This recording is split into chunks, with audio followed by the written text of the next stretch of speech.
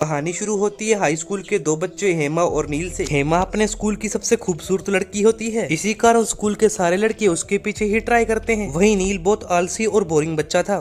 एक दिन स्कूल के टीचर बच्चों को बताते हैं कि तुम सब लोगों को समुद्र के किनारे कैरिबियन लोगों के लिए स्कूल बनाना है, लेकिन अभी इसमें एक दिन का टाइम पड़ा होता है और सभी लोग डिसाइड करते हैं कि हम एक दिन पहले ही समुद्र में पार्टी करेंगे। इस पार्टी में हेमा और नील दोनों आए हुए थे। सभी लोग पार्टी एंजॉय कर रहे थे कि तभी वहाँ पर पुलिस की रेड पड़ जाती है। पुलिस को शक होता है कि वहाँ ड्रग्स की स्मगलिंग हो रही है। तभी हेमा और नील शिप से कूदकर बोट में चले जाते हैं। नील कहता है कि पुलिस के जाने के बाद हम यहाँ से चले जाएंगे, लेकिन तभी वो देखता है कि बोट में मोटर तो है ही नहीं और समुद्र में भी बहुत तेज बारिश होने लगती है। बहुत तेज बारिश के कारण समुद्र में तूफान आ जाता है। अब अगली सुबह दोनों अपने आप को एक टापू के किनारे पाए मिलते हैं और वो बड़ी बड़ी चट्टानों से बचकर उस टापू पर आ जाते हैं। यहाँ नील को बोट से एक फायर गन मिलती है। अब दोनों ही जंगल के और आगे जा रहे थे। वहाँ उन्हें साफ पानी पीने के लिए मिलता है। अब वो वापस आके देखते हैं कि लहरों की वजह से उनकी बोट पानी में चली गई है। अब रात हो गई थी। नील के पास एक लाइटर था, उसने वहाँ पर आग जगा ली थी और दोनों ही अपने पेरेंट्स को बहुत मिस कर रहे थे। इधर उनके पेरेंट्स भी उन्हें ढूंढने के लिए लाख कोशिश कर रहे थे। अब हेमा और नील अपने लिए रहने के लिए वहाँ पर एक घर बना लेते हैं और खाने के लिए वहाँ के पेड़ों से फल तोड़ लेते हैं।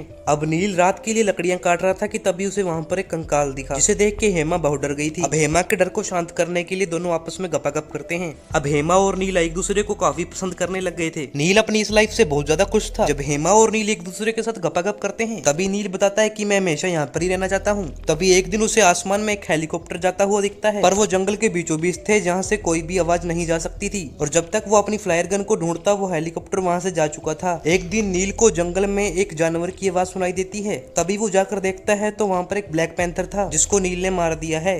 अब हेमा और नील आपस में बहुत ज्यादा खुश थे। तभी एक दिन एक हेलीकॉप्टर उसी टापू के पास से गुजरता है और वो हेमा और नील को देख लेता है। अब फाइनली हेमा और नील आपस में घर आ चुके थे और उन्हें सही सलामत देखकर उनकी फैमिली भी बहुत ज्यादा खुश थी। अब कुछ दिनों बाद नील वापस हेमा से मिलने आता है। तभी उसे पता चलता है कि अब हेमा को उसमें इंटरेस्ट नहीं है और वो दोनों एक पार्टी में आए होते हैं जहाँ हेमा नील को बार बार इग्नोर कर रही थी। अब नील वापस पहले जैसा बोरिंग बच्चा बन गया था, लेकिन एक दिन वो पार्टी के बाहर हेमा के लिए बारिश में भीगता रहा। तभी हेमा आती है और उसे अपने गले लगा लेती है और यहीं पर हमें कहानी का दी एंड दिखाई देता है। वीडियो अब तुम लोग गलती से अगर नए हो तो सब्सक्राइब करो, वो जो लाल वाला बटन है उस पे अपने जीजा जी फेंक के मारो या फूफा जी, मुझे नहीं पता, बस क्लिक हो जाना चाहिए। अब मैं भी जा रहा हूं, मुझे मुठिया पेलने जाना है। बाय।